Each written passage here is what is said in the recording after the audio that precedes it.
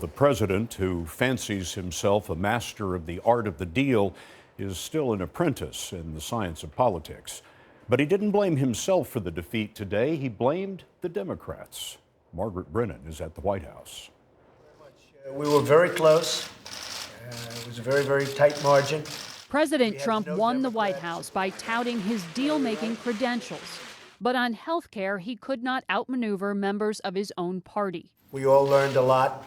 We learned a lot about loyalty. We learned a lot about the vote-getting process. The president faulted Democrats and predicted they'll pay the political price for Obamacare's increasing costs. And I think the losers are Nancy Pelosi and Chuck Schumer, because now they own Obamacare. They own it.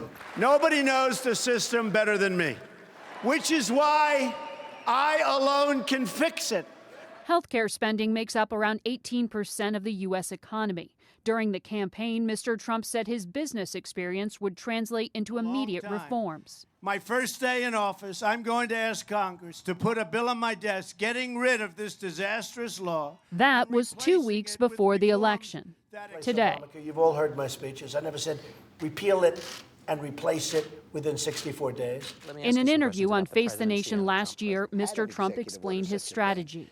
It's supposed to be you get along with Congress and you cajole and you go back and forth and everybody gets in a room and we end up with deals. But the president has since acknowledged that brokering this overhaul was tougher than expected. It's an unbelievably complex subject. Nobody knew that health care could be so complicated.